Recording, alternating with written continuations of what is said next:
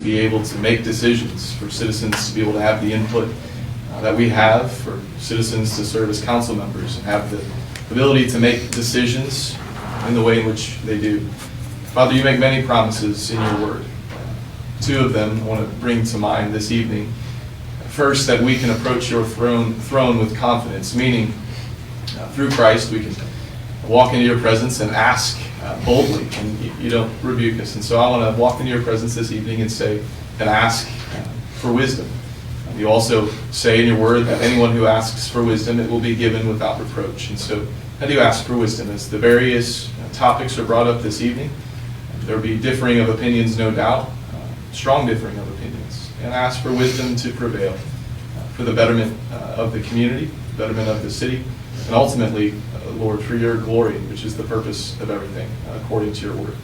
So submit that all to you, Father. And I pray in Jesus' name. Amen. Amen.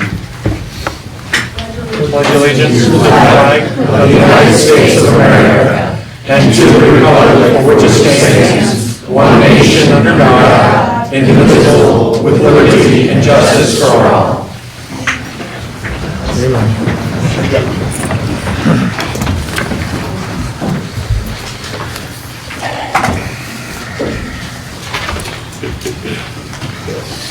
Summary of proceedings.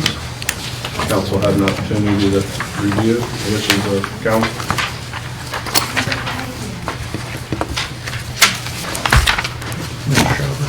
Mr. Shopper. Yeah, I'm flipping through regular council meeting minutes for 10/13. I see several places where it says motion carried unanimously. It only gives the person that made the motion and the second. And I remember back, 8 years, several agonizing minutes before we can even get to the business of the city. The gentleman sitting to the left of me went over this very issue, that we do not have a roll call. And whether you're AI or Vicky Heiser, we still had to put the roll call on the minutes. Not a problem. Yeah, it's part of council rules. Okay.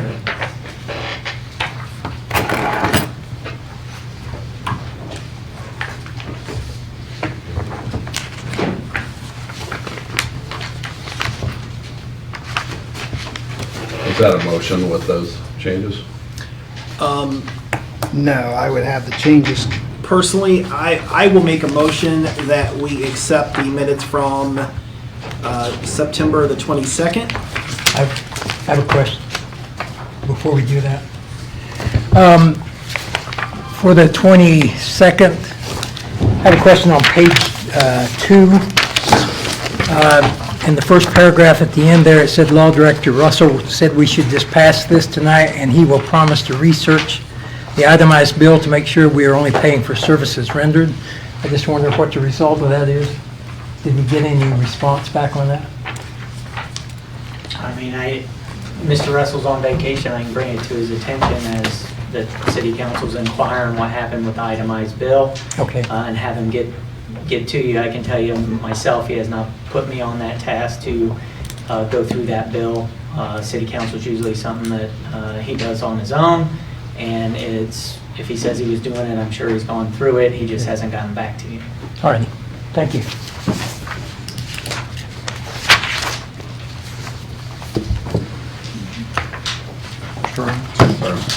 Mr. Rollins? Was that a motion I think so. Yes. that I will second? A first and a second. Clerk, will you take roll? Mr. Barr? Yes.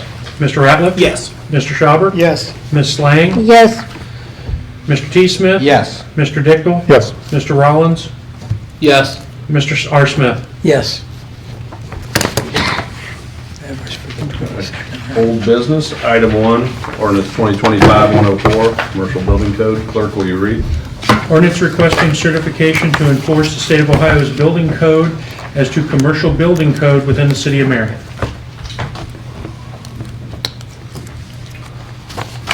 Mr. Dickel, this come out of your committee? Yeah, this came out with a 3-0, no recommendation. This would be the second reading tonight, and I know there are a few people with some skin in the game here who would like to ask some questions and maybe comment after anybody here is finished.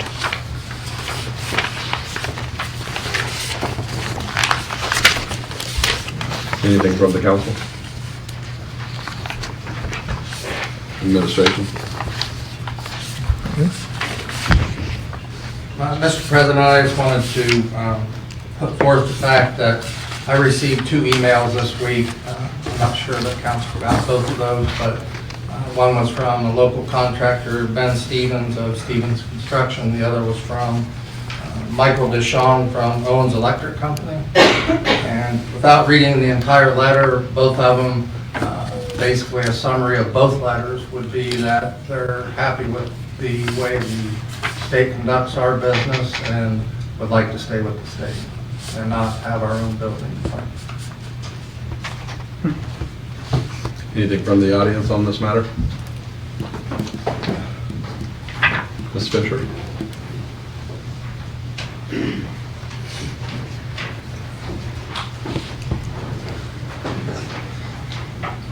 Rose Fisher, 790 Vernon High School, Marion. I appreciate the comments that you have there, and I would think that perhaps those comments, I can appreciate those comments if we were in the same position. If I were in the same position of those comments, maybe I would want the same thing to happen, keep them as it is, because why change? But the why change is because I'm not in that position. Position I'm in is I have to pay those people.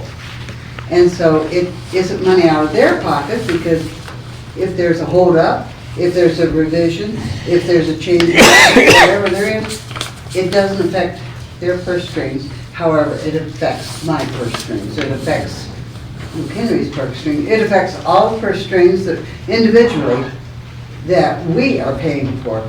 But when you hire a contractor, trust me, I use both of the contractors, I love them dearly, but I pay them. So it's not out of their pocket. If something doesn't get approved and you have to come back for a revision from the state, it's not a problem. They just bill me. And that's a problem. That's where it hurts. And so therefore, I think a local building code would be far greater, because if there's an individual that I can walk up to, or an office that I can go to, if I can explain something, if I can present something, rather than having to go through the red tape that somebody in Columbus, Ohio, who does not know Marion, Ohio, who does not know the buildings we're working on, if somebody could come and look, and I can explain to them, this is what I want to do, and they could say, you can't do that, or if you're going to do it, you have to do A, B, C, D. That I can work with, but that doesn't cost me, other than perhaps, maybe that costs me $100 an hour for somebody from the building department that hopefully we're going to create comes to do. I would gladly pay that $100 an hour for that purpose, because it's a lot cheaper than waiting 6 weeks, 6 months, or whatever it is to get all the revisions to come through from the state, who does not look, see, touch, and feel. And so while I appreciate what they said, I understand it totally. It doesn't affect their lives, because it affects our lives, the person that's paying for it. And so I would just like to strongly encourage that we pass to get our own building code in Marion, building department in Marion, Ohio. Because if we have a person that we can talk to that can see the buildings that we're working on, not new construction.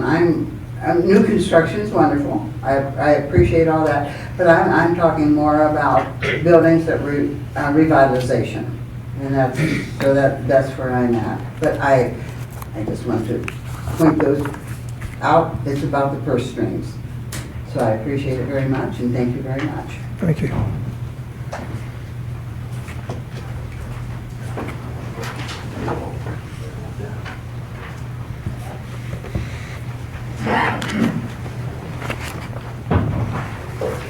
Others in county? Motion to let county residents speak this evening. Second. First and second, we take roll.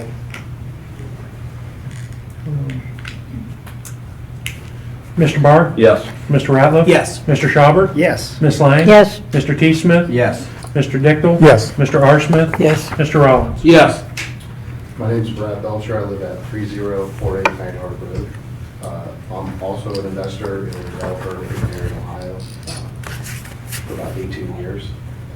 I personally don't feel that it's a good idea to have our own city building inspector, but I also don't feel that it's a good idea to have a third party handle compliance either.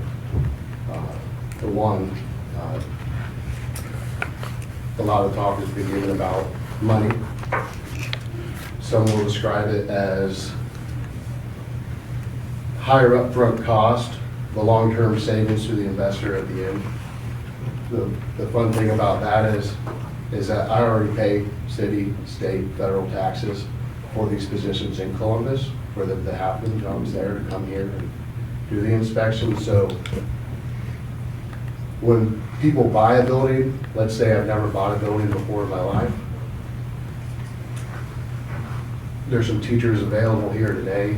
Is there a course in high school that talks about building compliance, regulations, and things like that in regards to fire safety, life safety, all these? The answer is no. You're learning the minute you say go. But whether or not it was a good idea to buy it, I don't know. But when you walk in that door of a commercial building and you're the new owner, guess what? Compliance is there. There's just no way around it. And even if a third party's in there to make sure, what are you gonna do? Go to the third party, file for yourself with the state, they come in and inspect, they find something wrong because it's your first time.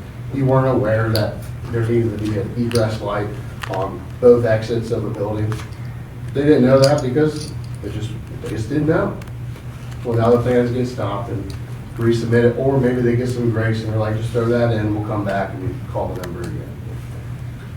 But if they don't approve it, guess what? You have to appeal with that third party. And if they don't approve it, you then have to appeal with the very state that took the job from. Not to mention that the third party doesn't cover fire safety and plumbing, right? So you're still not only walking in with additional upfront costs with third party, you're walking into an additional cost still with the state that's required and unknown routes of appeals over and over again. And at the end of the day, I would suggest to any investor or anybody looking to buy a building to consult the local fire marshal. Wealth of information. I would suggest to consult an architect who actually specializes in these kind of codes and regulations and such. I do understand that it can be costly. Absolutely. Absolutely. This is business. And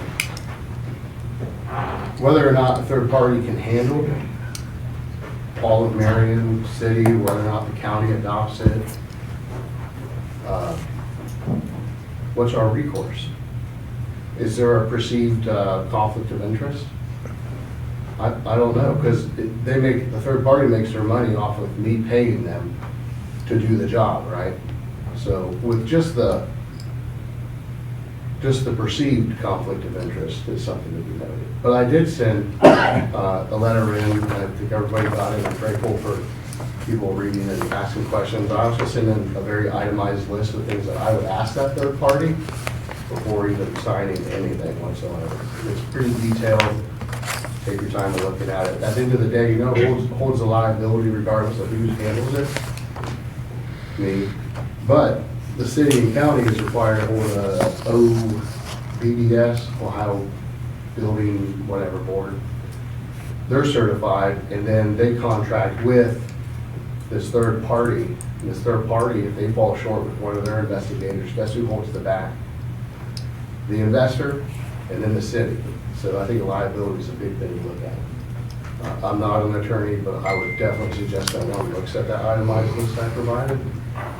Outside of that, though, I'm happy with the process. It's understood. Really, it benefits people that understand these processes now in the short game, yeah. But it hinders people that want to begin this process. I want to see people I want to see my kids get excited about, hey, what about starting my new business or buying a building, or I want to encourage your family to do so, whatever, even give them advice as well. But we're creating more hurdles in the beginning for sure. And regardless, that third party supposedly has to follow the same regulatory conditions as the state. And if you're a first-time business owner or building owner, you're going to walk into the same issues that you have if you have no idea what you're doing. And that's part of it. So, if you have any questions, great. I'll go sit down. Thank you.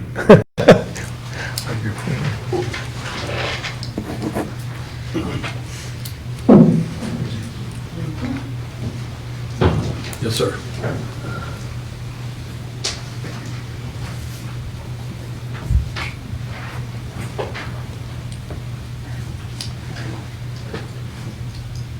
Hello, my name's Austin Cart. I'm a general contractor. We do fire protection. We're also a developer locally. So to start off, those people that send me the emails, they already understand the process. They've been dealing with this nightmare for years, and they sort of have a monopoly on the system. Nobody else can navigate it. So, when I first came here 5 years ago, had the same issue.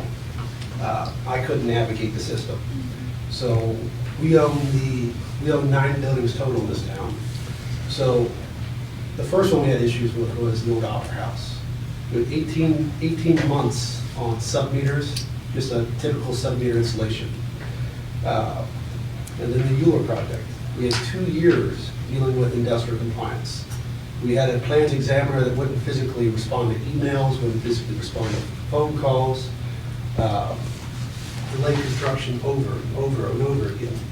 So the response we did was we hired one of the ex-chief building officials and hired him as a consultant. When he found out that we were dealing with one of the plans examiners named Anthony Jakes, he walked through the project. Left me a nice email, which I can also give to you guys as well, about the nightmare of industrial compliance and why he quit. This is coming directly from the chief building official. So Anthony Jakes is still there today. You can ask, if any of you have friends that are architects, I ask you ask them about Anthony Jakes. Ask them about industrial compliance and hear their response on how wonderful and how much they love that guy. They're going to use some colorful words. But the guy is protected, essentially they could consider a union. Even the plants inspectors that come out, they can't deal with the guy because the guy will not respond. So their answer for that was, there's nothing you can do. I had a talk with the local fire marshal about 2 weeks ago at the similar situation. He asked, what do you have to do, resubmit your plans in order to bypass that inspector? You can't, you get the same guy over and over again. So 2 years of development hindered, and we had 18 months on the Opera House hindered. And that's just at the small level. About 6 months ago, we had a company that came in here, $110 million investment in one of these factories.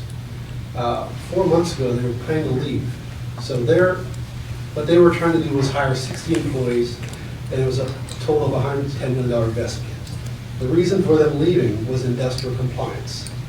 There was lack of communication, lack of guiding them through this process.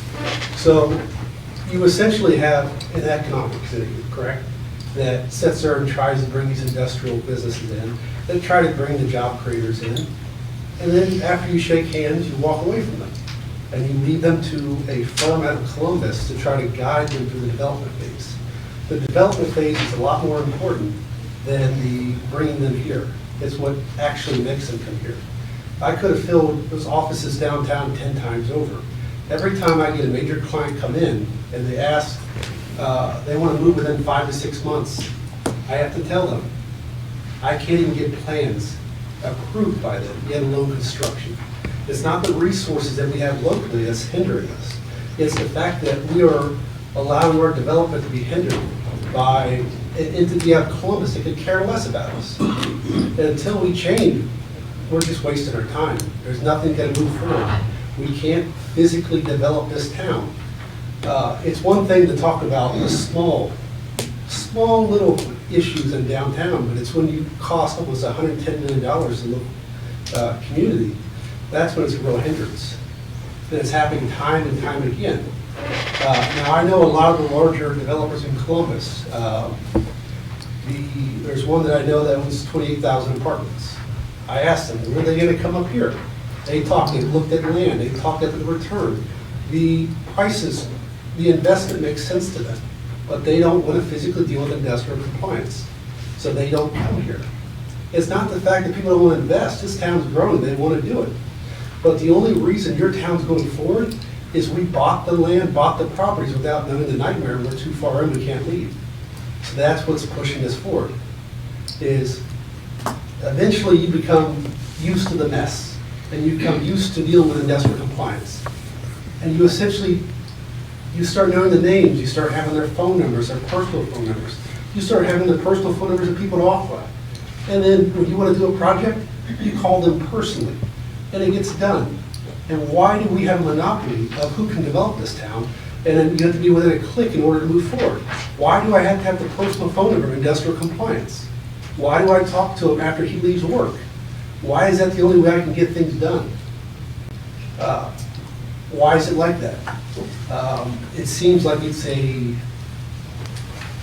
can't have the average Joe come in here and make a difference. He can't physically do anything. I know we're not a residential, but in my homes, Rockford, you know what they talk about our housing up here? When people want to move up here, they talk about how we have no compliance, how our housing's not going to last the next 10 to 15 years, how they're building footers on top of the soil, and there's nobody doing anything about it. We're the laughingstock of Ohio, because we're the last ones to not do this. So you can create economic things, you can try to push for development, you can shake the hands of the people with the money, but nothing's going to change because they can't develop here. And until you add that aspect into it, you're not going to change anything. You have to facilitate the development from start to finish. You can't outsource half of it to people that don't care about us or care about whether we make it or not. $110 million is a pretty big deal. 60 employees almost gone. Why does Whirlpool waste their time here? Why should they invest here? Because they're already here. Would we have somebody come in here that wanted to develop that large of a property had they not already been here? Had they already not had the property? How do we get new people in here? There's a reason there's only 3 developers in downtown. It's just they don't want to deal with industrial compliance. It's your one hindrance you have. You are so close to that last milestone. You have the big guys looking in here. 28,000 apartments. That's what they own in Columbus. They're so close to coming this way. All the other people, there's just a lot of investors that want to come here, but they don't want to deal with industrial compliance. And nobody has any perspective of dealing with industrial compliance that's making the decisions. Is we are being strangled. Not just me, the big ones too. So you're not going to have small developments, one thing, medium-sized development. Well, when you're messing with massive development that doesn't want to come here because your building department doesn't exist, you can't facilitate economic growth. You can shake hands, buy their coffee, have an expense account, take them out to eat, but it's not going to land because the moment they have to deal with actual development, it doesn't go any further than that. When people want to develop a piece of land, the first thing they want to do is they want to meet with the people for economic development, and then they want to meet with the building department. They want to talk about it. We don't have that sort of, where they want them to come in here. We don't have that, what's the word for it? I don't know, it's thrown off to somebody out of Columbus. And they might get a response within a month about whether that property is available, whether they can put it there, whether it's going to make sense financially to put it there. I don't know if you know it, but typical construction, we start with phase 1 and we do value engineering. And then we actually get prices and we actually go through that route. They can't even get to that phase. So that's why you haven't seen major development here in probably 10 years. Even the new Marion VA, that general contractor that signed on for that job site was so fed up with dealing with industrial compliance and AQUA that, well, they couldn't get out of it, they were in contract. But the price got a lot higher. So it's just you can't continue forward unless you actually prioritize development. And development just doesn't mean economic development, it also means development. So I know people are looking at a building department, what's the return on the building department? It's It's not about the return on it. It'll cash flow, but it doesn't matter if it cash flows. It means that you're going to be able to facilitate a business coming in here from start to finish. And that should be a very personal thing you guys want to take on, is you want to be able to take the business from start to finish, to growth. You can't just get them in here, talk to them, shake their hand, get excited, and then walk away. You have to walk them through the whole process. That's the important part about it. I'm just rambling up here, but I'm sorry. I like it. Yeah, you're All right, well, Can I ask him a question? Mr. Shepherd, yes. May I ask you a question? Yeah. So you named a specific person Yep. as the bottleneck or the roadblock. that's all of them. So that was my question. So your $110 million project, 60 employees, did not locate here because this one individual is the bottleneck, the roadblock. So they did not locate There in they are. Ohio? No, they're here now. We saved it. 4 months ago, I got involved and the project went through. That's because I know everybody within industrial compliance. I essentially have a monopoly on the system. That other developers do not have. Also, Stevens Construction, they know how to maintain it as well. We actually have this nice little monopoly that keeps all the other contractors and developers out, because we made friends with all the right people at the right time. But prior to making friendship with that, we were being strangled, and we could not maintain.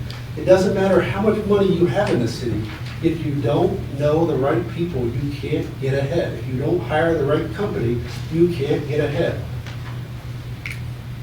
And the 28,000 apartment guy, That's Don Kinney out of Columbus, the largest real estate developer in Ohio and in Kentucky. and he wants to come here, He would, Pulte Homes as well.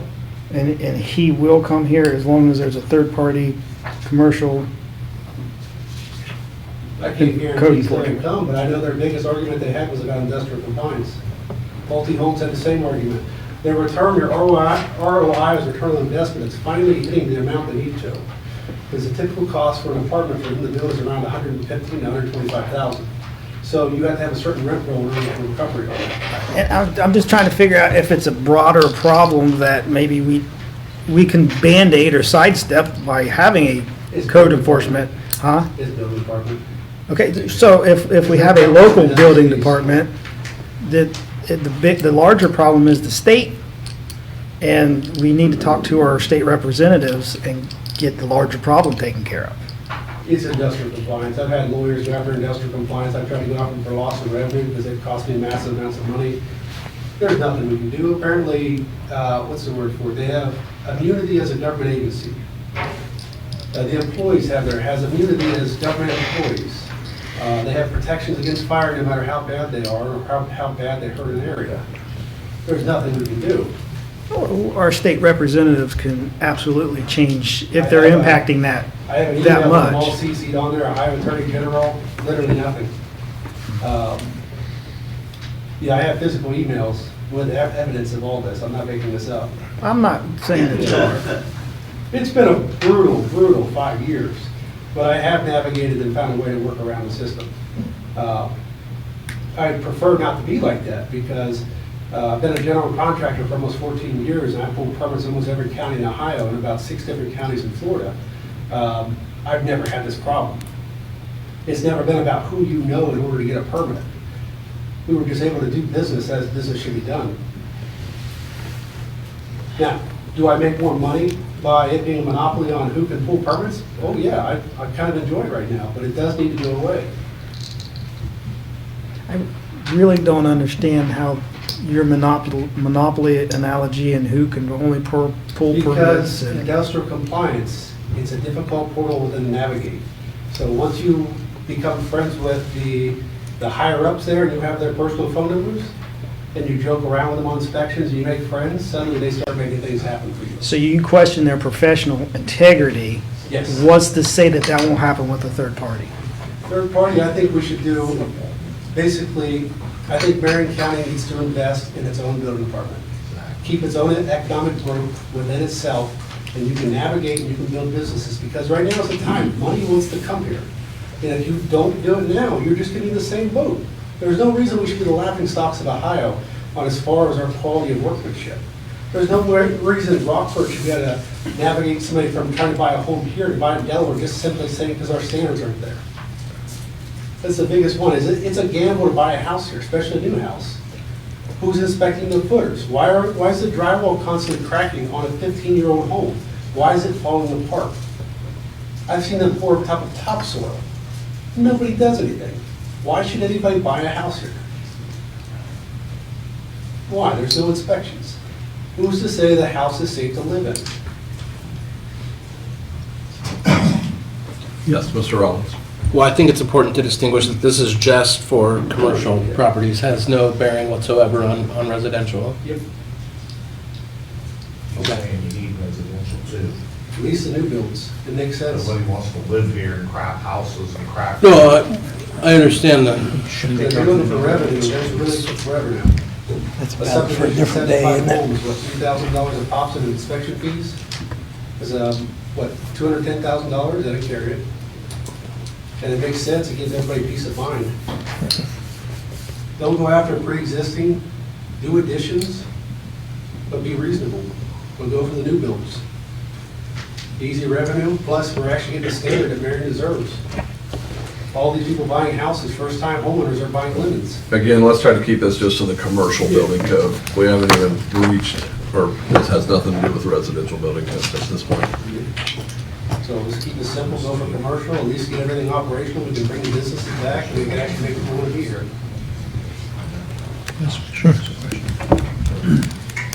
I know it's a bit of a step, and it's just somebody's got to take on the committee to manage it, to make it happen, but you're not going to get growth until you do.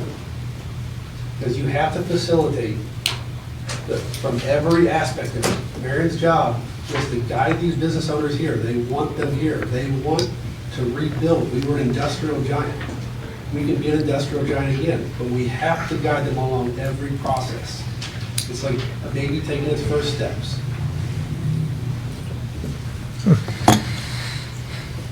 Ms. Fisher. Austin, are you finished? I probably should be. You're finished.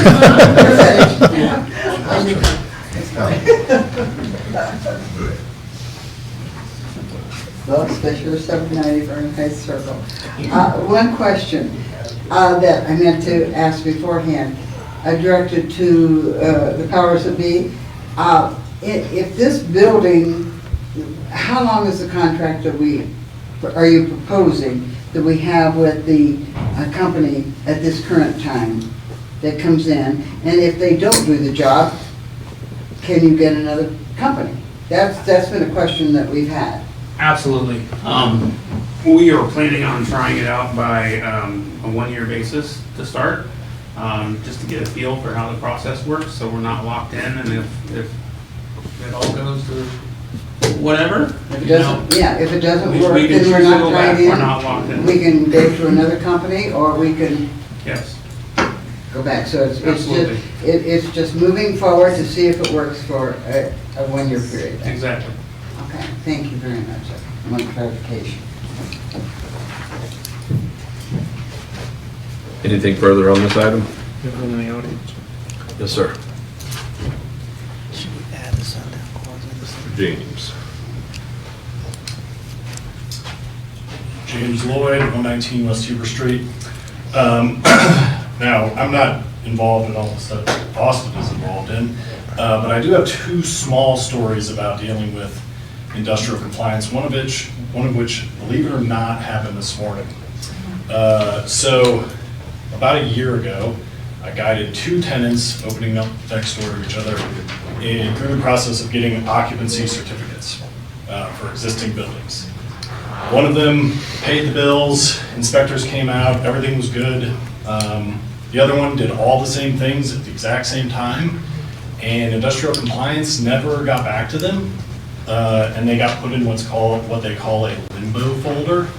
So we actually found out that none of this had been processed this morning, literally a year later, and it's being dealt with now, but that's just the sort of thing that I don't think would happen when you bring this function local. And then the other thing that I had to do with a property was we had an existing 200 amp electrical service at a property. It took me 3 months to get the proper permission for Ohio Edison to come in and put a new meter base. 3 months. It was pretty crazy.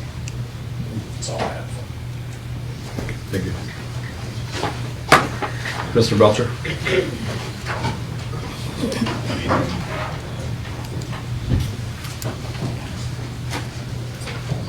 Rob Belcher, 3048 North Road. I've done 2 occupancy permits, 2 separate buildings that involve sprinkler systems, fire alarm panel, emergency exits, handicap accessibility, and so on. I did it in 2 of them in less than 3 months, no problem. And I don't know anybody's cell phone at the industrial compliance. I can sit here and tell you stories that, I don't know, could make your toes curl about dealing with the state. Is it always perfect? No. They talk about, you heard in the Marion Star, the official response from the state is that it takes roughly about 2 months for the turnaround. Some people are waiting for a brand new couch longer when you go to the store nowadays. 2 months isn't too bad overall for life safety, but some of the projects that were quoted today up here, if you look at the timeline, some of that was COVID, pre-COVID, so on, so that would make sense, a lot of the issues.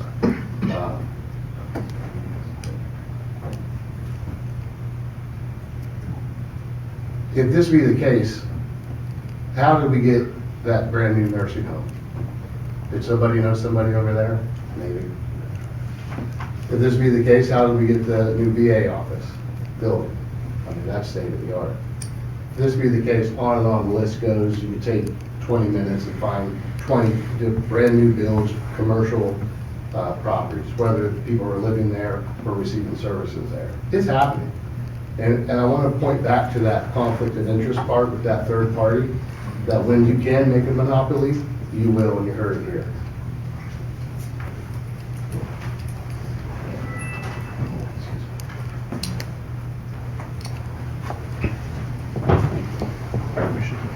Wishes the council? Second reading. Second reading. Item 2, ordinance 2025-105. Clerk, will you read? Ordinance to establish the City of Marion Commercial Building Code Enforcement Department. This came out of legislation and codes. It just goes hand in hand. It's once we adopt the Ohio building codes as our codes, this would actually create the building department within the city. Assuming we don't need to add any more to that. Goes with item 1. That'd be the second reading. Second reading. Yeah. Item 3, ordinance 2025-106. Clerk, will you read? Ordinance to amend ordinance number 1969-29, known as the Yarger Report, as ordinance 1982-154 created the position of Economic Development Director. Council now finds a real and present need to reestablish the position. Mr. Thaddeus Smith, this has come out of your committee? It sure did. This came out of Municipal Services with a 3-0 no recommendation. We've already heard a first reading and made several amendments to it. I only have one question for the mayor, if you don't mind. Just a thought, is there any way to make this position some kind of commission-based salary where maybe they're making $80,000 a year and they bring in corporations based on how many jobs it creates, bonuses, and so on and so forth? I'm pretty sure based on a public sector job, that commission type work like that is not allowable under state law. It's a good idea, but in a private sector, they may be able to do that, but not under a public sector. If I could add, I would like to ask that this just be a second read tonight. We're still working on our 2026 budget, and we're still trying to figure out where our portion of this is going to come from and what line and where at. So I'm okay with just a second reading tonight. Certainly, and that's what I was going to recommend, Council President. After that question, I would open the floor up to any conversations with the public, though. Yes, ma'am.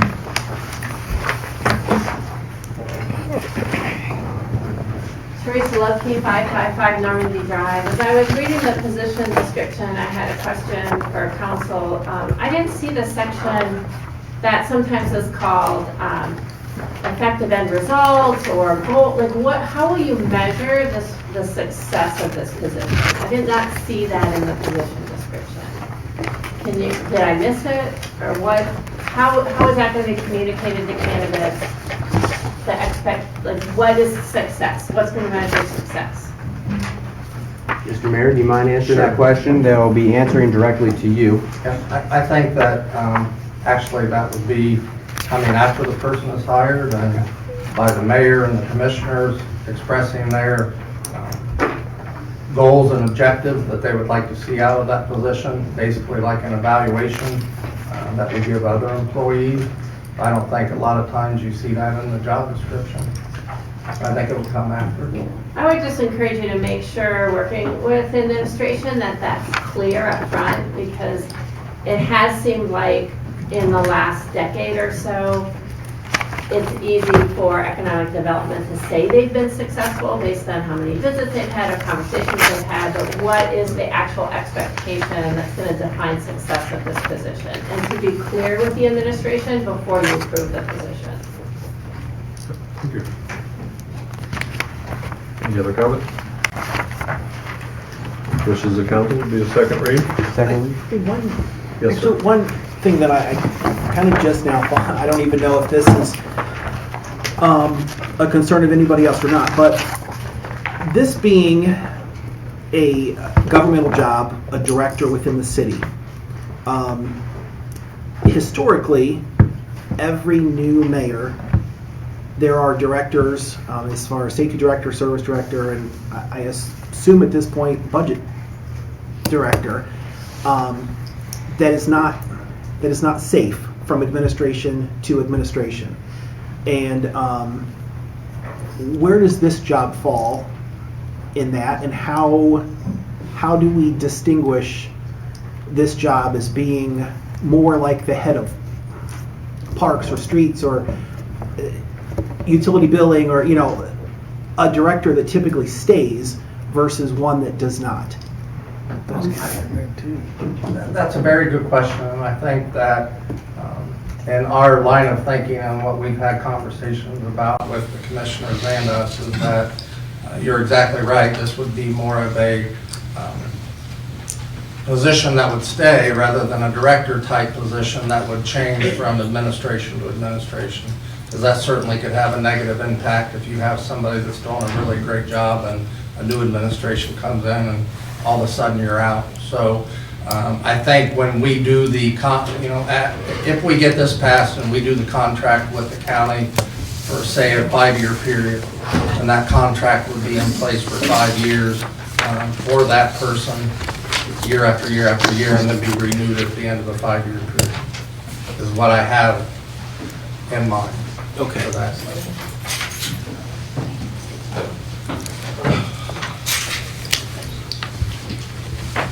Second reading? Quick question. Yes, So- Mr. Schauber. Since this is a city position,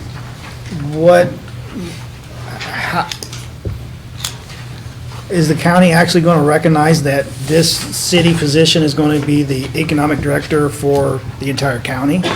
What's stopping the county from funding Can Do or another completely different organization? Again, that would go Towards your contract? Toward the contract that Law Director Russell will write up, and it would be approved by the commissioners and their legal people. So that's kind of the next step. When we started talking about this, I said it's kind of a several-step process, and the first step was us researching the position and the job description and getting that put together, and then getting it passed by council into our Yarger report. And then, once that's done, then we'll work on the contract between us and the county. As far as I know, nothing has changed with them. They're still in agreement with wanting to have a joint economic development director that would service the entire county and the city. Did that answer what you were asking? I think it does. And a 5-year contract, and commissioners could they decide not to fund their half at any moment? I think that would be part of the contract. You know, usually every contract we have has some kind of out in it. Okay. Just like the contract that we have to have a joint dispatch center. There are means for either party to get out of that contract. Right. With appropriate notification. It's a pretty long period of time, but because it's such a big project, right? So you couldn't come up with your own dispatch center overnight. So it's a pretty long period of time, and I think that in that contract, this would be the same type of thing. There would be an out for either party once they've made notification to somebody that, you know, we're not going to do it anymore. So I would guess if we had somebody and the city or the county weren't happy with the person we had, at some point they could pull out, and then one of those entities would be stuck with deciding that we're not going to do it also, or pay the whole thing. No guarantees. I mean, it's a new thing, and Right. it's a new concept. And so with the new guarantee comment you just made, would we benefit at least a little bit if we had, similar to what we did with the hospital, at least we had a joint committee with council members and commissioners, and that committee developed this director position that's both city and county, and come up with the job description?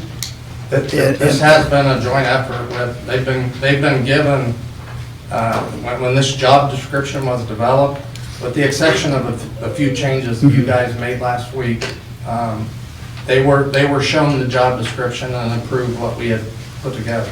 So we've they had been working on it jointly. So they had an official approval of that through the commissioners? They're waiting on us to approve the position, and then they will in turn approve the fact, I assume through a resolution or something like Okay. that they're going to enter into this contract with the city and would approve the contract once it's written. Like I said, it's all still kind of, you know, it's a new concept, and we're working through it step by step. Right. And taking our time to do that. That's why I'm not in any hurry. You know, I gotta Right. figure out where our money's coming from too. Yeah, and one more thing, as the job description, even the title says it's a director. Who are they directing? And when I read the job description, they don't have employees, they don't have a supervisory role. They would not have employees. There would be one part-time person that still would work for the Can-Do organization, but that's going to be totally something separate from what we have, right? So Can-Do from what we've been going through over the last several months, and they're restructuring and re-identifying who they are and what they're going to do. They're going to maintain their 501c3 because of land that's owned and those kind of things. Right. That they need a 501c3 for. Right. And so that will be something that this economic development position. Director may be a bad terminology. That could be. So we could always, that could be something we could look at, you know, changing the name of that to just the economic development position. Coordinator, because they're going to work with different departments. Because director, when you say director here, that has a different connotation and It a does, different meaning for us, for certain. And last thing, I apologize for going all over the place, but you mentioned the Can-Do holds land. Now, a majority, if I'm not mistaken, of the land that Can-Do owns, the city gave to them. That's my understanding. Is there not a clawback on that? Good question. Certainly something we could talk to our legal counsel about in the future and moving forward. It was my understanding the reason they moved it over to Can-Do was because they had a lot more latitude with being able to sell it and keep things confidential. And everything we do, if we have a new economic development coordinator, Should will that be public an record. Yeah. So does that create another problem? I don't think so. I Because- think we have other tools that we can use, like the Port Authority. If we decided to sell some land or something like that without having to auction it off, we can utilize the Port Authority or the CIP to do that. So they have put things in place in the past that would allow us to not have to follow those restrictive guidelines that the city owns property like we do with land, or like we did with our city lots, and having to sell those or auction those, because that's how everything has to be done on a municipal level. I think anyone wanting to relocate in Marion would want some anonymity. So if everything that this publicly held office is supposed to be open upon request, sure, that may sure scare people away, or maybe there's rules within this type of position that prevent that from being And I certainly disclosed. think they would make that known up front and early on. I want to assure council that we've talked before. I think the economic development position is very important to this city. But I want people to know that we haven't just stopped doing economic development. We've still had people calling. And between myself and the service director and Evie and Ken, we have sat down with numerous people over the last month and a half, 2 months, and some that probably will end up here. And to reference the Whirlpool thing, we didn't know anything about that until 2 weeks before it happened.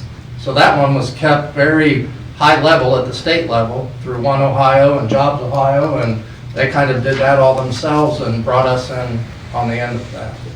So economic development is still happening, even though we don't have a person in there to really drive, to be a driving force. It's still happening. We're not just ignoring people, we're still trying to accommodate them. Ms. Lupke. I'm sorry. Oh, I'm sorry. Oh, go ahead. She was been patiently waiting. Oh, go ahead. Teresa Lupke, 555 Normandy Drive. So Mr. Ratliff and Mr. Schauber brought up some good questions. So procedural questions related to that. If in 2 weeks, at the third reading of this ordinance, it passes, does that then mean the position can be filled, like the next day? I mean, legally, from a process procedure, once the ordinance passes?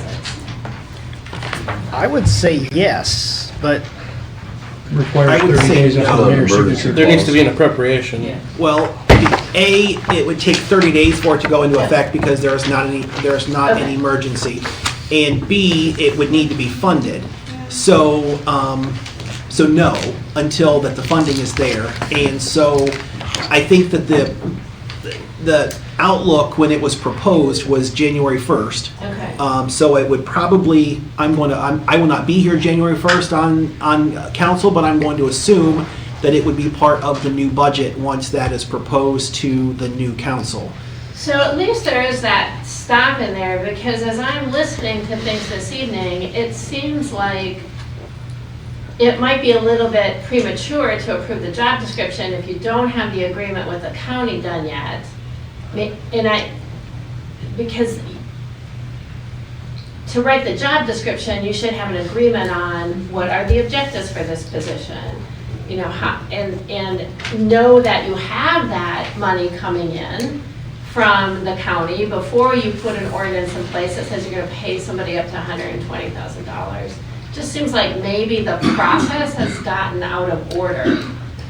Something that, and then also looking at that job description, how are you going to put into place in the ordinance to make sure that it's not a director position that isn't hired and fired at the will of each administration? It's good to say it's not, but unless that's structurally put into place, it could certainly become that.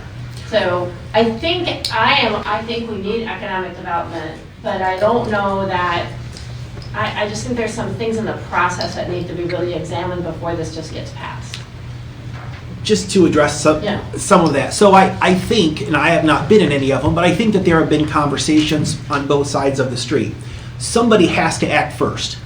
And I think that we will be the lead on the position. I think the position of the mayor will be the front person for the position. So I think it's probably okay that the city act first. Now, if they don't approve it, it's dead. Because you don't have to allocate the money then. That has that extra step in there, right? Correct. Okay. And I think that, you know, what it's called, is it a director, is it not, it's going to be a lot of the minute details that are going to be worked out even at the third reading. And so, I mean, I think we're close to the finish line. I would just be cautious that if that is something that you want this position to not be part of an administration, that be in writing. And honestly, I just thought of it tonight. I didn't even think of it until that could be now. your full intention, but then the next administration comes in and says, well, it's not my intention if it's not built into the ordinance and into the position. And I totally appreciate that question about, once we get to the third reading, this position could always be approved for the yarder, but not filled by the administration. You know what I mean? Right. So if we got the position done and at least to where when we get to the point of getting all those other I's dotted and T's crossed, the position is in the book and we could hire somebody if council allocated money to that position. Just let's still work out on this. Thank you. Ms. Evelyn Moore on this.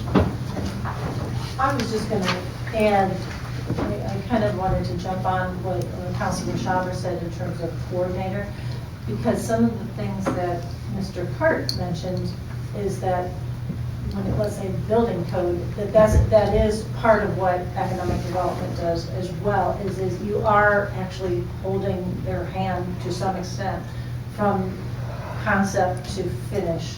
And that's usually somebody has to kind of keep it going or keep the project alive. Because as you all know, sometimes things happen, it gets complicated, whatever. But having that person locally act with and alongside the potential prospect or the new existing business that's expanding or whatever, you need to navigate them through this system because it's not always intuitive and not everybody has somebody's cell phone in their, in their phone to make that contact. So that's kind of the role of the economic development person, is to make the connections that keep it being alive. Just go ahead. There's been some discussion on calling it a director.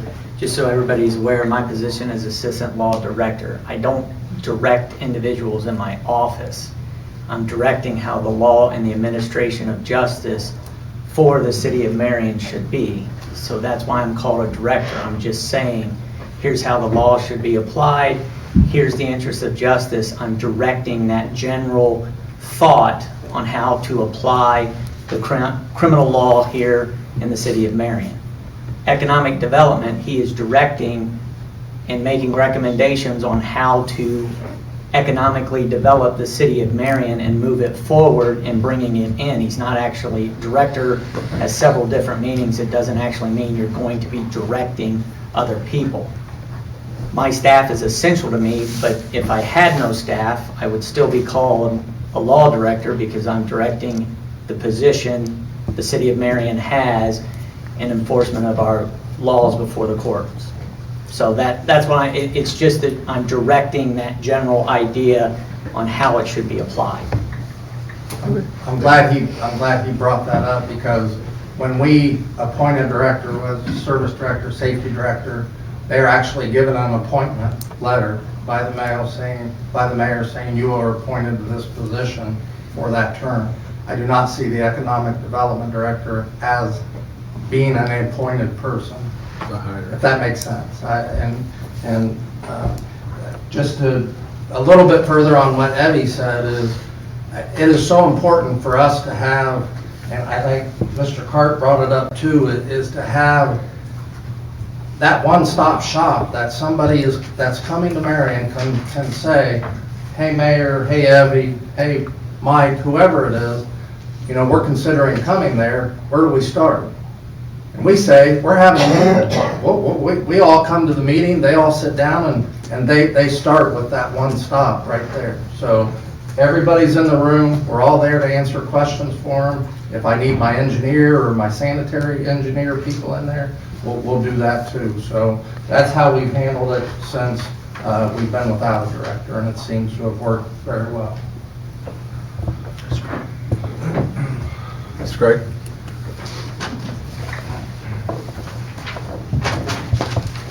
Naomi Craig, 365 Silver Street. I guess my only concern is we're saying we're not filling the position now because we need to find out where our portion of the funding is coming from.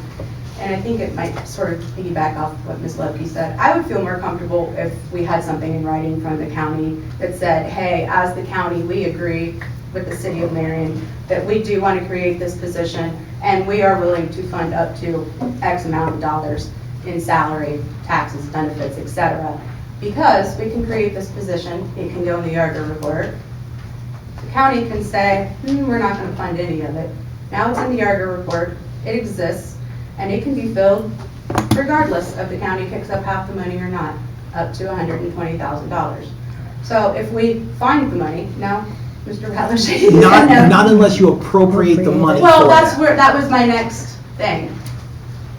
Some people here that stop appropriations from happening, frivolous appropriations from happening won't be here next year.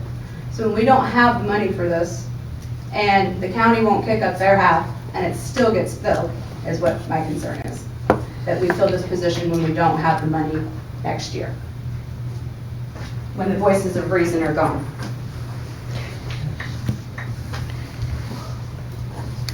Yes, sir. If I'm not mistaken, we're reestablishing an already existing position. So we've had this position for years, but since it hasn't been funded, we don't have that employee. That's correct. Mr. Smith? Yeah, if I may, since 82 is the old ordinance, and I was actually going to ask if we could get the original job description, if that's available, that way we can compare the two, because I've never gotten the original job description. It's attached to the original, Yeah. the ordinances. Really? Yeah, that's it. It's short. Yeah. That's it. Very short. There's That's nothing it. on it. Right. Okay. So, Page 3. so the job was created in 82 and just didn't have a job description? It says the job description for said position is attached here too and incorporated within reference and shall be referred. It says it's supposed to be attached. So this is just the ordinance establishing it, creating it. The original ordinance was copied in. Yeah, we have the original ordinance, but not the original Job description. And what we have is the reestablished job description in our packet. As an attachment. Do we even have? Any other discussion on this matter? I believe it's the second reading. Item 4, ordinance 2025-111. Ms. Lang, oh, I'm sorry, clerk, will you read? Thank you. Ordinance approving additional appropriations in the Energy Special Improvement District ESID Fund for the year ending December 31st, 2025. Ms. Lang, this is out of the Finance Committee. This ordinance is coming out of Finance Committee. It has been rewritten to clean up the negative line item that we have for a bill that was paid and the funds were not appropriated for.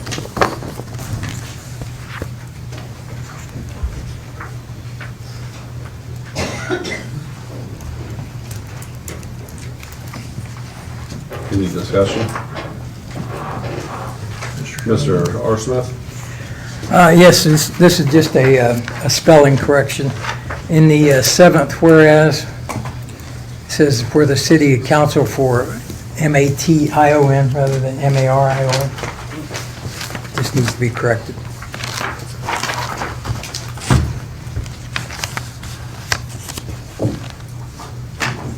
Any other discussion or comments? Mr. Schopper? Yeah, so we have 7, 8, 9, or 6 or 7 whereases, and that tell us how we got here. Should we add a whereas with a corrective action so this doesn't happen again?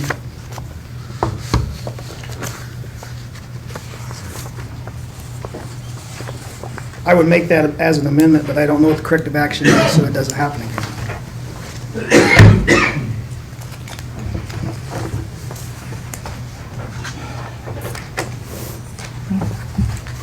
Because this isn't the first, and if we don't put a corrective action in, it will not be the last. Even though it's just on paper, when we do get audited, and this will be an audit finding, most likely for recovery. And if we can show the auditors that we are aware of it, we made a corrective action, we will still get the ding, but at least we can demonstrate that we were more than aware of it. Mr. Ratliff? He was actually before me, but if. Oh, I'm sorry. Go ahead. I believe that we would be able to do a corrective action and put this in here, because I believe a corrective action was turned in at the state level that would fix this very problem, and we could put that as the as a whereas under section 1. Do you know what that whereas is? Whereas the city is terminating its ability to have negative line items or to approve negative line items within the New World system? Yeah, the ability to override, I believe, what that was. Ms. McGinnis? Thank you. Yes, so the ability to override, GL authority has been removed as of today. So that is something that has actually been corrected, and it is included on the corrective action plan to be received by the state pending council approval. Not to sound dumb, what is GL authority? General ledger override authority. So basically what happens is in a situation like this, when a bill gets pushed through, there is an alert that pops up that says, you know, so whatever general ledger is over budget. Majority of the time, employees do not have the ability to go in and see what line item is over budget. That is typically reserved for the auditor's office. As of today, I actually went in and I removed that ability from everyone with the exception of myself or whoever holds the auditor's position. And reason being, if there were some extenuating circumstances for an emergency, that would be the only time that it would be used. But before it would be used, it would be discussed with council and administration first. So pare that down to an amendment, please. Let me read what's here and I'll see what I can do. You said section 1? After section 1, a whereas? Or would it be before? I think it would be before the enacting clause. Therefore. Would it not go right in there? You're saying before the therefore? That would be before my the therefore. thought. Okay. Before the therefore should go right here. So spitballing, if I need to make corrections, I can. Whereas the auditor's office has taken steps to alleviate the issue by removing GL override authority from all employees with the exception of the city auditor. Okay, a couple things is that, one, when we were all in the meeting, I thought the agreement in the room was everybody. So point of order, are we talking about some other meeting or are we talking about what's here before us right now? Because I don't want to walk a line that we should not be walking. I'm just going to publicly state that I don't think we should be talking about what's in our corrective action plan. Okay, so. I mean, that's just, Yeah, that was my that's- interpretation, that. Yes, that's what I'm we trying to couldn't talk stop. about any of that stuff until it was publicly published, and that won't happen until November 10th, I think. Right, and that's where I think we're heading, but yet the issue before us needs a corrective action. So whether they may or may not be related in a different meeting, Personally, I think it's okay because it was made clear that that was not part of their work or their audit, that was ours, that was a city document and the city driven. So I think that we can rewrite that here. Have you done it yet? Have I made the corrections and removed that Yes. ability? Yes. Okay, so I think we should put it in past tense, that that whereas the ability to override general ledger or authority to prevent negative line items has been removed. I'm fine with that if you're asking my opinion. and if Mr. Ratliff, is that a motion? I'll make that a motion. Mr. Smith, before we, I was just going to suggest that since this is not an emergency, and the findings won't be out till the 10th of November, we could let that all wait until the next reading, or that way we won't be violating any confidentiality clauses. If we amend this, it goes back to a first reading, so. Yeah. Mr. Rollins. Second. Clerk, will you take roll? Hold on a second. Oh, hold on a second. before you Is start. it- Need to read it. Go ahead, Mr. Shopper. We did have a little bit of discussion about where the placement is, and I think Mr. Ratliff's original thought after in section 1 somewhere, after the enacting clause, because that is the action we're taking. So I don't know if that's Mr. Ratliff's. It should be before. So I will make it my motion that the whereas will go below the fund numbers.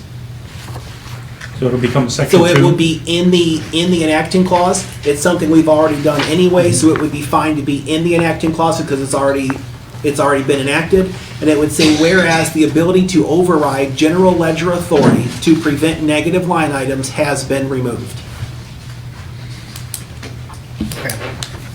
You need to read first. And the motion is made. Let's take roll. I just want to make sure this is clear. It's not section, we're not changing this to a section 2. No, it is Okay. part of section 1. And it's below the fund numbers, right? Mr. Belcher?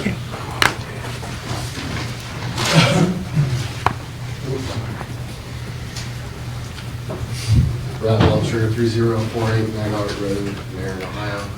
I've been following along with this for a long time. We're talking about removing the ability to anybody outside of admin to remove anything in the general ledger. Is that correct? Is my basic understanding? To pay things that are not appropriated to create a negative line item. To pay bills, to make it a negative, to pay more than what we have given authority to pay. Okay. I was just trying to get some clarity. It sounded like it was restricting access to, okay. No. All right. But I don't have anything to say. So we have a first and a second. Clerk, will you take roll? Mr. Barr? Yes. Mr. Ratliff? Yes. Mr. Schauber? Yes. Ms. Lang? Yes. Mr. T. Smith? Yes. Mr. Dickel? Yes. Mr. R. Smith? Yes. Mr. Rollins? Yes.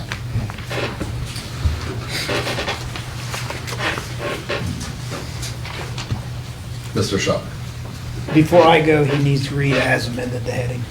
I'm just getting ready to do that. Ordinance approving additional appropriations in the Energy Special Improvement District ESID Fund for the year ending December 31st, 2025, as amended. Mr. Shopper.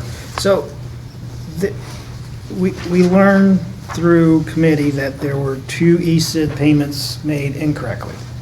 This deals with one, if I am understanding correctly.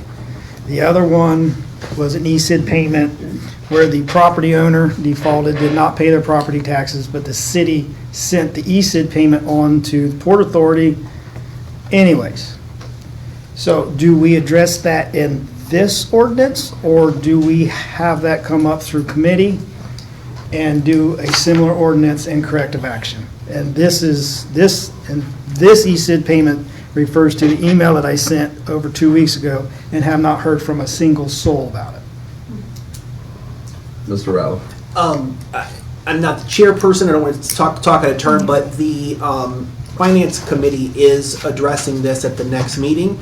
I believe that the Auditor's Office has agreed to present us an ordinance or resolution, the ordinance to correct that problem, because we do have to have money in, money out, because we had unbudgeted monies that went out last year and came in this year. So we have to correct those line items, and I do assume that that's going to be on our next finance agenda.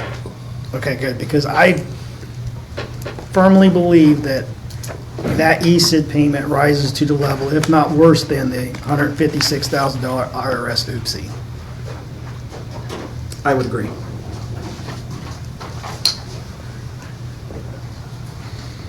Ms. Fisher?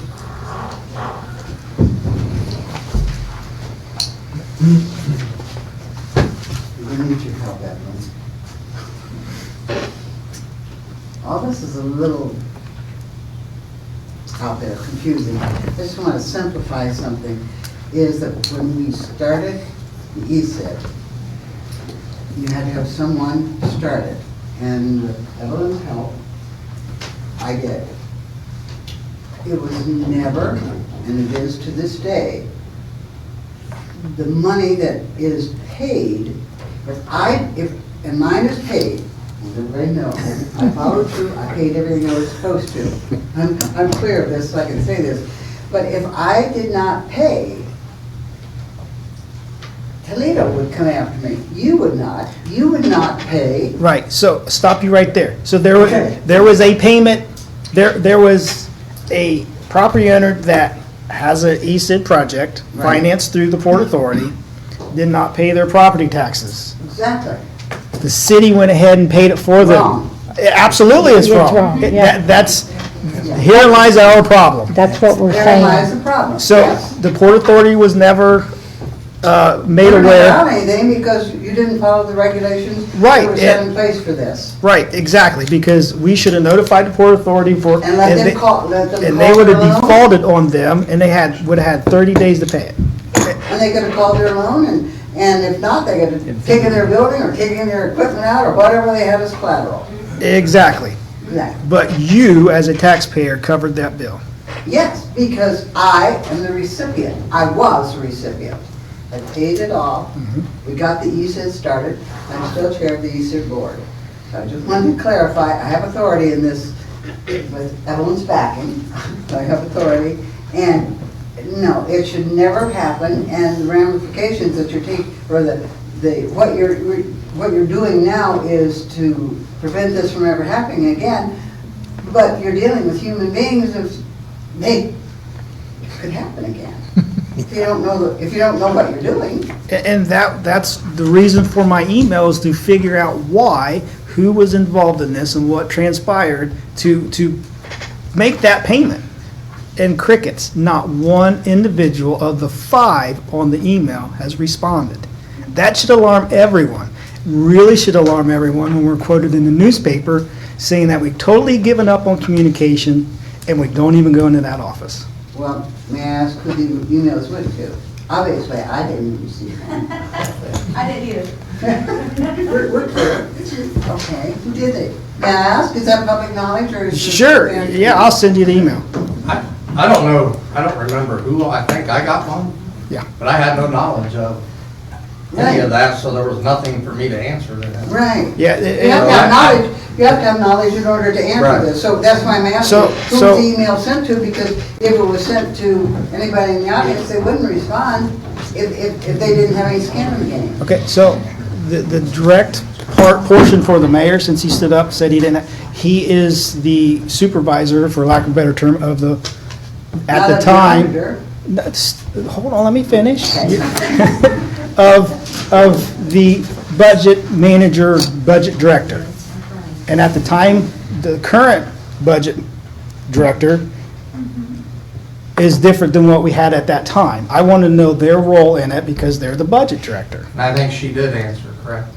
I sent a reply. No, I got nothing. So I replied back to the law director, and that's how my chain of command goes, or whatever you want to call protocols. That's my protocols.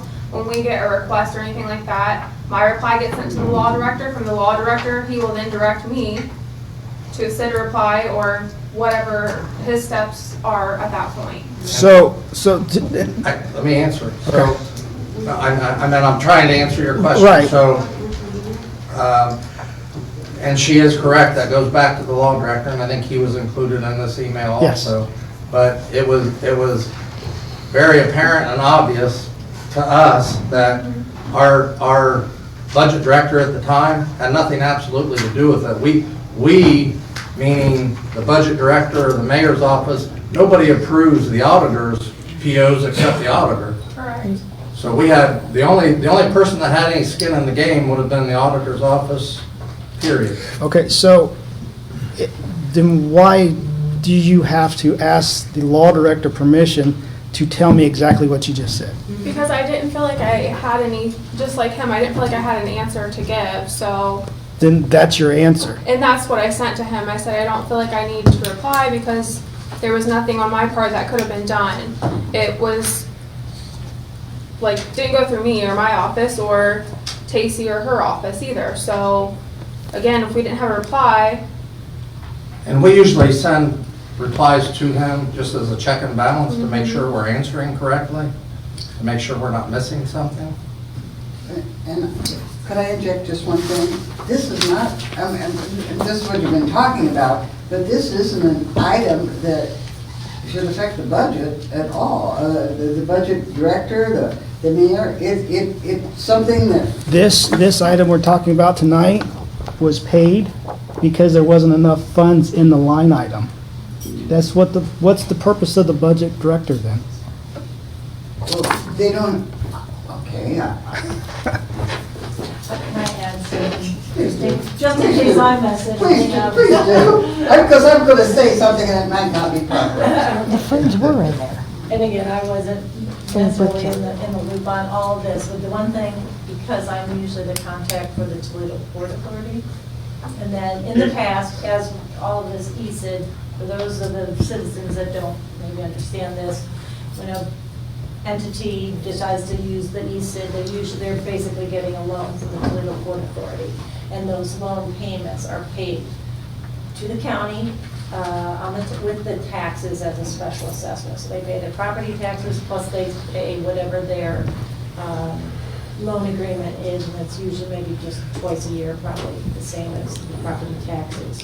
So then the county gives the city that assessment amount, and then the city cuts the check to the Toledo Port Authority. It's kind of a flow through each of them. So when we very first started all this, it was, several years back, sometimes they would say, hey, we didn't get nobody cut us the check or whatever, and I run across the street and say, hey, this is what that is, blah, blah, blah. So then, I believe this year, I did get an email saying, we didn't get our payment, so I presumed it was the same old, somebody new doesn't know what an ESID payment is. So I said, hey, did we, make the payment to the court in Toledo? And that's kind of all I heard about it. What I didn't know is that maybe that was due to a lack of actually the payment ever being given to the county or ever given to the city or any of the other stuff. But I guess that's telling me now that maybe I should also make sure that the collection is occurring as well, to make sure we don't, somebody doesn't just say, oh, I guess we wait on making a payment, cut it. Mr. Ralph. So these two issues are very easy to mesh together, but the issue from last year and the issue from this year are very different. And we have had exhaustive talks in Finance Committee. And the issue last year is that enough money was in the budget. The problem is that the money was not collected to put through the pass-through account, although through the budget, this council did give the authority to make the payment and budgeted the correct amount of money. It's just the correct amount of money was not collected. So as far as budgetarily, the auditor's office was correct that by authority of council, they probably did have the authority to pay it, except for the fact that they are obligated to make sure that we receive it before that it's paid. The issue is that although a supermajority of the people involved understood how the ESID works, the deputy auditor did not. And we had a conversation during the committee meeting on, he said the city is on the hook to pay the bill, and I said no, it's not. And that's where it stood there, and then the law director said he was going to get back to us, got back to us and said the city is not on the hook to pay the bill. Luckily, the person caught up on those property taxes and paid them this year. So, luckily the money was recovered without any corrective action being done, to the auditor or to the person. The issue this year is that the auditor's office did not turn the correct numbers in to the budget director when the budget was made. And although the money was collected, the money was not given authority to pay because the right amount, the right numbers were not in the budget originally. So it's two totally separate issues from two totally separate years that have almost opposite occurrences of how that it happened, but both oversights of the deputy auditor. Thank you for being clarified.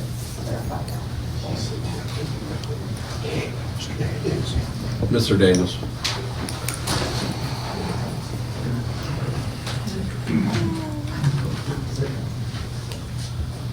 On the annual 608 Decatur Street. I guess I'm a little, let me understand this. It's like the city paid the property taxes for someone. Am I looking at this wrong or what? Kind of, sort of. Yes, more or less, yeah. I mean, this has come up before. So what exactly did happen? Because I hear, because it's like, it seems like we're getting half the story here. I believe he just went He through a did. pretty He lengthy just explanation of exactly what happened. Why don't you sit there and raise your voice? Because see, we don't have microphones, and I mean, even when we're that close, it's like you talk really, really low. I do? Huh? I do? It seems like everybody does. Okay. It's like, we don't even, I mean, they hear better downstairs than we do up here. Okay, I will talk louder, I apologize. I heard you perfectly.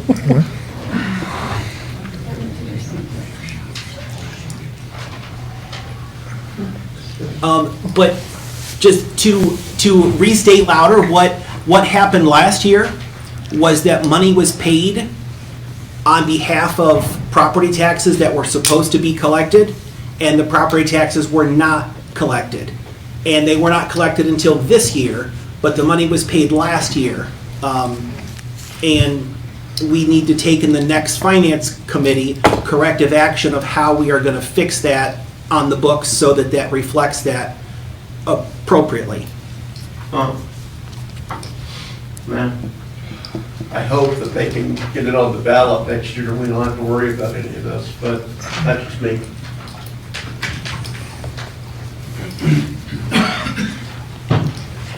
Which is the council? First reading. First reading. Item 5, ordinance 2025-112. Clerk, will you read? Ordinance authorizing and ratifying the public auction of one vehicle previously utilized by the Parks Department / High Grass and declaring it is no longer necessary for any public purpose and declaring an emergency. Ms. Lang, this come out of finance again? This came out of finance with a 3-0 recommendation to approve. It is actually a vehicle that was sold at the public auction, and at the time the item was left off the list. It was sold with the pretense that the sale would be final once council approved the release of the vehicle. Mr. Rollins? I'll make a motion to suspend the 3 reading rule. Second. Mr. Dickel with the second. Clerk, will you take roll? Mr. Barr? Yes. Mr. Ratliff? Yes. Mr. Schauber? Yes. Ms. Lang? Yes. Mr. T. Smith? Yes. Mr. Dickel? Yes. Mr. R. Smith? Yes. Mr. Rollins? Yes. Mr. Rollins? I'll make a motion to approve. Second. Mr. Rouse Smith with the second. Will you take roll? Mr. Barr? Yes. Mr. Ratliff? Yes. Mr. Schauber? Yes. Ms. Lang? Yes. Mr. T. Smith? Yes. Mr. Dickel? Yes. Mr. R. Smith? Yes. Mr. Rollins? Yes. Passes unanimously. Item 6, ordinance 2025-113, TAP grant. Clerk, will you read? Ordinance to establish a Transportation Alternatives Program, TAP grant, through the State of Ohio's Department of Transportation and to authorize the Service Director to apply for Transportation Alternative Program funds and administer the grant and declaring an emergency. Ms. Lang, another one out of your committee? This came out of Finance Committee with a 3-0 recommendation to approve. This is a grant, it's an 80-20 match, and ODOT has agreed to fund the 20%, so it would be a zero out-of-the-pocket cost for the city. Mr. Rollins?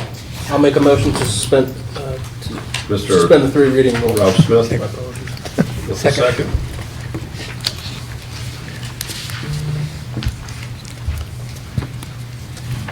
Take roll.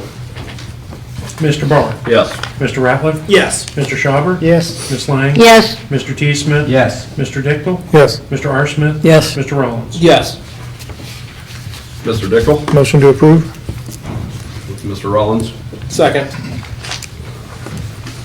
Take roll. Mr. Barr? Yes. Mr. Ratliff? Yes. Mr. Schauber? Yes. Ms. Lang? Yes. Mr. T. Smith? Yes. Mr. Dickel? Yes.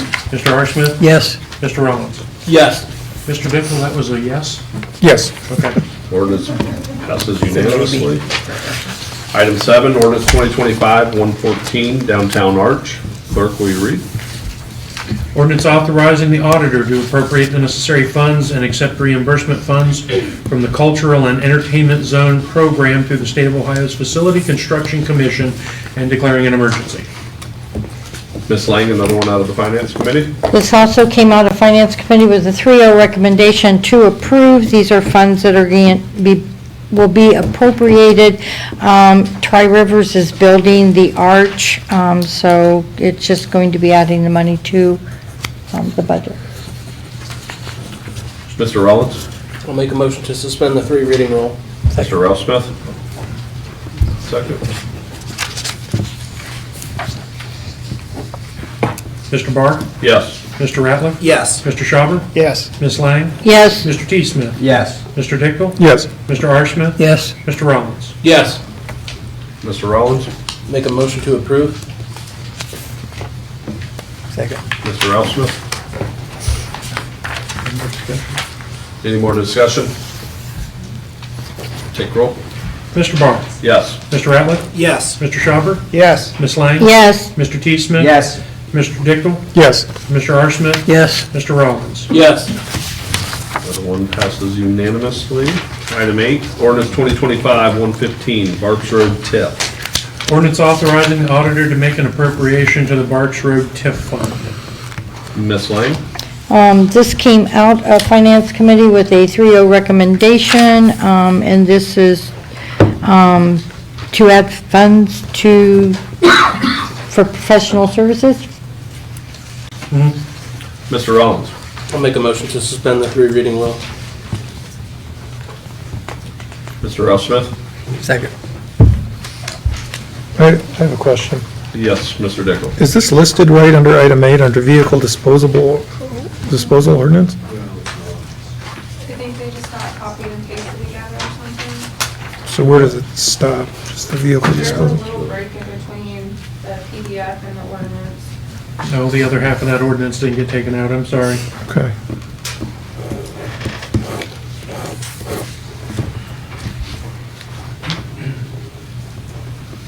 Take roll. Mr. Barr? Yes. Mr. Ratliff? Yes. Mr. Schauber? Yes. Ms. Lang? Yes. Mr. T. Smith? Yes. Mr. Dickel? Yes. Mr. R. Smith? Yes. Mr. Rollins? Yes. Mr. Rollins? Make a motion to approve. Second. Mr. Ralph Smith, second. Any other discussion? Take roll.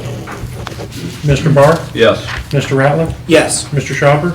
Yes. Ms. Lang? Yes. Mr. T. Smith? Yes. Mr. Dickel? Yes. Mr. R. Smith? Yes. Mr. Rollins? Yes. This is unanimously. Item 9, ordinance 2025-116, CSMR appropriation. Ordinance requesting additional appropriations to the CSMR fund in the below listed line items for the year ending December 31st, 2025. Ms. Lang, out of your Finance Committee.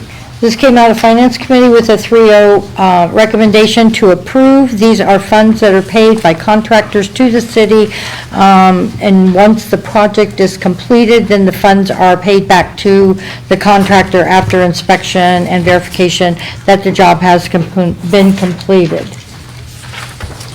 Mr. Rollins. I'll make a motion to suspend the 3 reading rule. Second. Sorry, It's okay, you guys. step on your toes. I looked to see if anybody else. Take roll. Mr. Barr? Yes. Mr. Ratliff? Yes. Mr. Schauber? Yes. Ms. Lang? Yes. Mr. T. Smith? Yes. Mr. Dickel? Yes. Mr. R. Smith? Yes. Mr. Rollins? Yes. Mr. Rollins? Motion to approve. Second. Mr. R. Smith. Any other discussion? Nobody raised their hand. Take roll. Mr. Barr? Yes. Mr. Ratliff? Yes. Mr. Schauber? Yes. Ms. Lang? Yes. Mr. T. Smith? Yes. Mr. Dickel? Yes. Mr. R. Smith? Yes. Mr. Rollins? Yes. Matters not on the agenda. Mr. Mayor?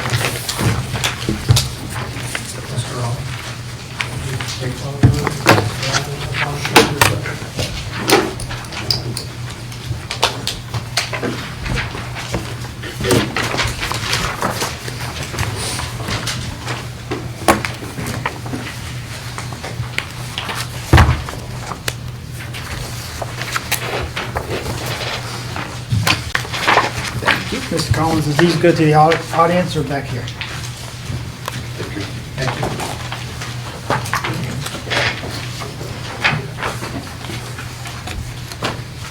Mr. President, City Council members, members of the public. I wanted to bring your attention tonight to a matter of the utmost importance and urgency. After meeting with the State Auditor's Office on October 10th and again on October 23rd, it is evident that we need to attempt to stop this runaway train. Referring to our financial status and accountability, the state is concerned with our lack of solid accounting system to reconcile all accounts and an accurate bank-to-book balance.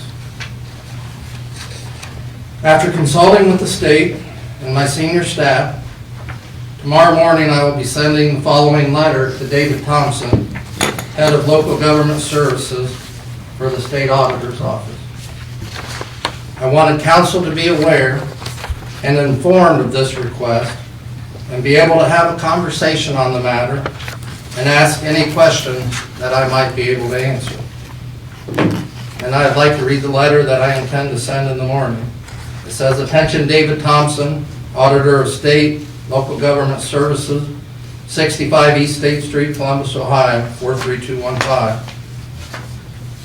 Dear Mr. Thompson, due to inaccuracies in our current financial system, as of September 30th, 2025, the inaccuracies being the result of an ongoing failure to properly complete the very important process of reconciliation. The true and accurate bank-to-book balances remains uncertain. As a direct result, several funds appear to have deficit balances, which, if accurate, could be determined to be significant. As a result, the City of Marion would like to formally request a fiscal caution analysis and projection. Thank you for your consideration in this matter. Please feel free to contact us if I can be of any further assistance to you. Signed, Mayor Bill Collins, City of Marion." The other information that you have in your packet was given to us by the state, and it goes on to describe declaring fiscal caution in a local government and what criteria you might meet to meet that threshold. So it is my understanding that after we make this request, obviously I feel like the state's going to honor requests because they're the ones that are recommending it. Once they do their analysis, and I've not been told, I know people would ask, but I've not been told exactly how long that will take. But once they make their determination, one of four things can happen. They can say, "You're fine, no problems." They can say that you meet the criteria for fiscal caution. Or they could go to the next level and say you meet the criteria to meet fiscal watch. Obviously, the worst-case scenario is that they would come back to us and say that your city meets the criteria for fiscal emergency. And in the packet of information, you can see what each one of those generate as a result of getting that designation. So like I mentioned earlier tonight, we're working on our 26 budget. We're working very hard on the 26 budget, and I know the finance director or the director of the finance committee had asked when we might have some numbers. I think we'll have some numbers very soon. Much like we've done in 24 and 25, we have kept our expenses to what we believe our revenue will be. Many of these negative line items that the state's concerned about can be significant. As you saw in 2024 from the annual report that was done by our then finance director, Tacey Courtwright, we used about $4 million in funds to help remedy some of the negative balances that were carried over from 23 into 24 and now into 25. So it's very hard for us to do a budget not knowing where exactly we stand. And we did have our post-conference for the 2021 audit. That should become public on November 10th. That, along with everything else that they have told us, their main concern is our reconciliation process and the lack of us still not doing it.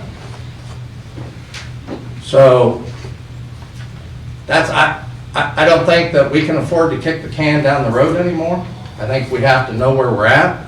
At some point, we have to get back to ground zero. And they also made mention that our New World system probably isn't the best system in the world for us to be using, because it's really based on, I think they talk about flaws all the way back when it was implemented. But they talk about us now being on a cash basis, and that system's really not set up for that. So they have made the suggestion that we consider looking ahead to the future, and when we get back to ground zero at some point, we look at maybe some new software to do our financial analysis for the city.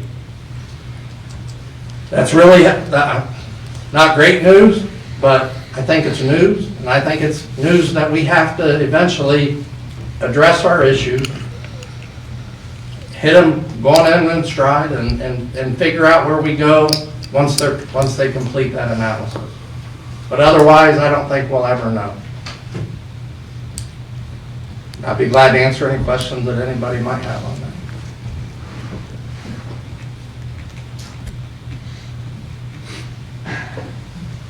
Mr. Schauber. Yeah. Mayor Collins, you're entering a brave new world. Yes. Not really a world I want to be in. Exactly. This may be a case of careful what we wish for, because we have been eligible for fiscal caution since 12 months elapsed, and we had not completed any reconciliations. So in 2021, we became part of fiscal caution. So when the state does get a hold of this, don't be surprised if we can't do anything. Maybe we should have passed your economic director tonight, because once they lock their hands down on us, we will have no say whatsoever. Like I said earlier, But- I wasn't sure where we're going to get the money from. This was part of what. And so, thank you for finally pushing this through. I asked for this back in 2022, when we first became aware of our issues and not reconciling. We, as you stated, we still are not reconciling, and there's a lot of blame to go around. And I would, just a little addition to that, as we're working on this budget, we're tightening our belts a lot. So as we sit down with each department and talk about going into 26, we want to stay under that dollar amount that we're going to bring in revenue, so we're not negative spending, because we have a lot of negative line items to take care of. Any other comments from council? In the audience? Mr. Craig? Mr. Ratliff, Naomi Craig, 365 Silver Street. I think that Mr. Ratliff and Mr. Schauber called this way earlier in the year, that we would be making cuts and probably in some trouble with, well, I know I called the fiscal watch or fiscal caution months and months ago. Of course, I'm the crazy person that doesn't know what they're talking about. There's a letter going out tomorrow. But, you know, how in the world do you top that the strongest town in North America is going into fiscal watch or fiscal conservative, whatever we're going into possibly. But I'm talking about something else. In case everyone hasn't heard, my mother's murder of 43 years, it was unsolved. It was recently solved. Thank God. I don't know if I'm there yet, but anyway. We've been told my entire life that there were that there was no case in the city of Marion. No case file existed, no paperwork existed. And come to find out, there's actually hundreds of pages, including a confession of the murderer from my mother. We'll get into that another time. But apparently they're in the boxes where boxes get shuffled around. And now all those hundreds of pages that never existed my whole life need redacted. So I'm here to say that I will pay the overtime for whoever to redact them. So this story doesn't get buried for 3 months while these papers are being redacted. And I will pay for the copies, the paper copies. So if it's overtime, I will pay for it. If it's paper copies, I will pay for it. Don't let it take 3 months for me to get this. And if you think I'm going to be quiet about it, I'm not. This is just the beginning. Silence, like I figured.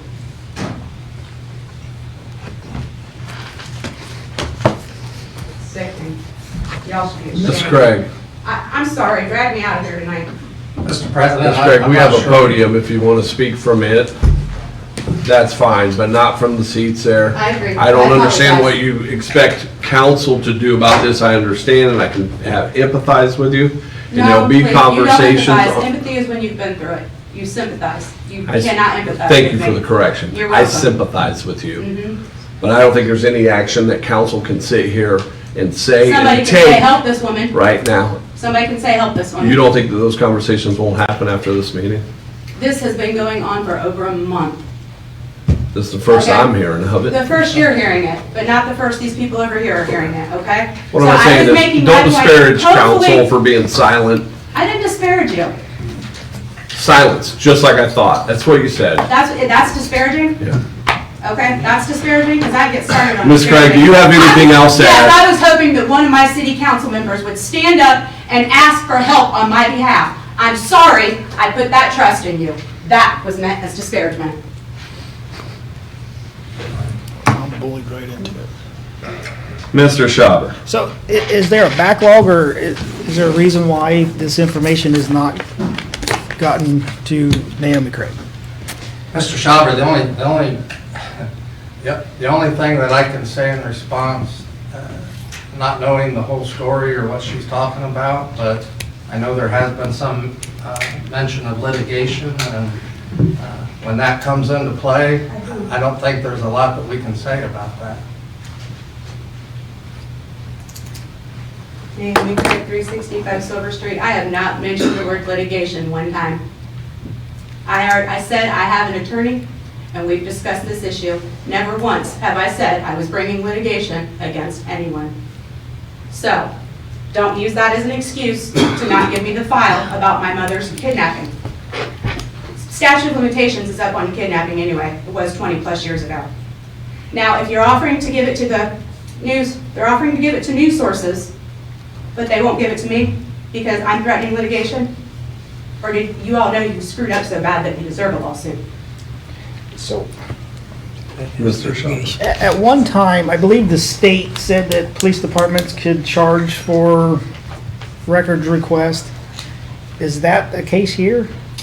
Because she offered to pay. I'm trying to figure out what the hurdle is, and if it's not litigation, what is the true hurdle? I mean, they are allowed to charge Yeah. for copying and stuff. Right. I'm unaware of any type of civil litigation or anything, but I'm not in any position that I'm the one that can make the call regarding the law director's office position and releasing a file or anything that happened regarding that. Plus, I believe the prosecution in this case was not from our office, I believe we just had files that helped and solved the case. My understanding is from Morrill County. So is there That any was involved hurdle in that. that would prevent anything that the city of Marion has in our custody? I don't know what we have in our custody. Okay, but let's I say there haven't is looked. something. Okay. What hurdle would prevent giving this over to Ms. Craig?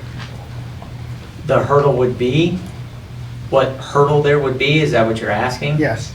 I mean, if she makes an appropriate public records request and it's not an ongoing file, meaning that the crime has now been solved, so the information would become public. So what's then- an appropriate public records request? Because I don't think that actually exists. I think if you just ask for it, that's appropriate enough. Am I not mistaken? You have to fill out a form and ask for a public records request and turn it in. I mean, we have to know what you're asking for. You can't just say, I want records. Well, what records? Okay. What are you specifically asking for? It'd be the investigation of So it's not this, a form, this, and it's not a this, like- formal form that she has to They- fill out. She just they need she to know just what she's looking for. articulates what appropriate- she yes. wants from the city that she thinks the city has. It, preferably in writing, so they understand what it is she is seeking to be turned over, whatever knowledge she has of what she understands would be there Okay. for, that's in the city's possession. I don't know what we have, and I haven't been in any discussions on doing that. I'll make sure the law director's aware and that there needs to be appropriate meetings with any police department involved, what files we're talking about. Is it 1 box, 20 box? I don't know what the records are and what the investigation entails. That's not, And Ms. Craig, you did in fact make a request in writing? Name Craig, 365 Silver Street. I have not done so yet. I Okay. planned on doing so tomorrow morning. The reason why I did this first was because I know how to make a records request, so I don't need, I can request a record request. I wasn't mansplaining to you. No, hey, could it now? The only reason I haven't yet was because my record requests tend to get buried and ignored and everything else. So I I wanted to can make relate. it abundantly clear that I was asking for it and that I was willing to pay to get it and not wait 4 months, 6 months, however long they want to bury this story. That was my point. And maybe I should say I'm not These gonna say records didn't exist for 43 years, now all of a sudden they do. I'd like to see them. Okay. And I didn't plan on speaking about this tonight. I planned on saving it for another time. Well, I would. But I know that the confession letter exists because members of the media have read it, and that there is a file. Jay McDonald was going to hand it over to the members of the media. I've read those emails. Jay McDonald was going to give it to members of the media. Then after speaking with Mr. Russell, he could not give it because it's an ongoing case. Okay, 46 years ago, my mother was kidnapped. What's the ongoing portion of it? Statute of limitations is up. So, closing, give me the files. I'll pay for them. And I'll do my formal request in the morning. Mr. Rattler. You know, I am not going to pretend to factually know everything about this situation because I don't. But if my understanding of the situation is true, I will just say that if the information that could have solved somebody's murder has sat in boxes in City Hall for over 40 years, and somebody now wants those records, her having to pay for that is horrid. I agree. And we should expeditiously get those to her at this point. I think it is clear she's waited long enough. My whole life.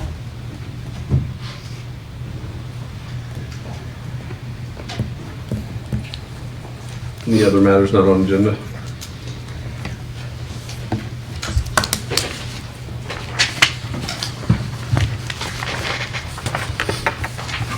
On the committees? You read those, not me. Airports, lands, and buildings, Ms. Lane. Nothing at this time. Job and Economic Development, Mr. R. Smith. Nothing at this time. Mr. Dibble, Legislation and Codes. Nothing. Mr. T. Smith, Municipal Services.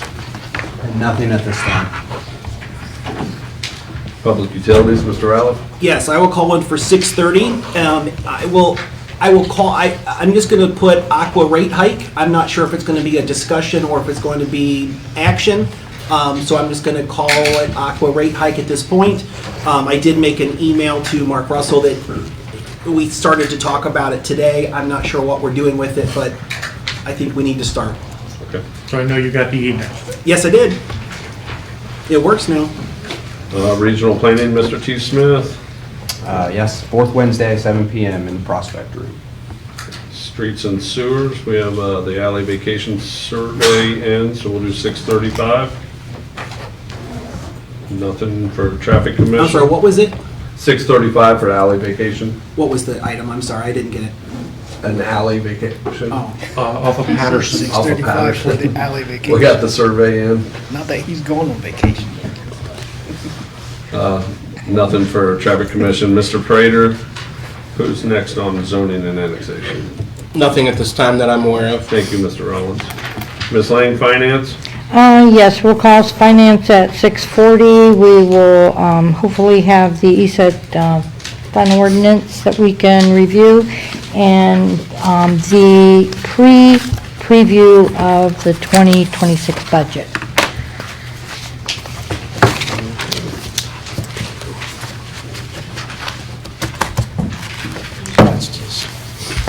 Anything else? 8:27, we're done? Who said 8:30? Jeez. You can have a picture of whatever you want. What do you want a picture of?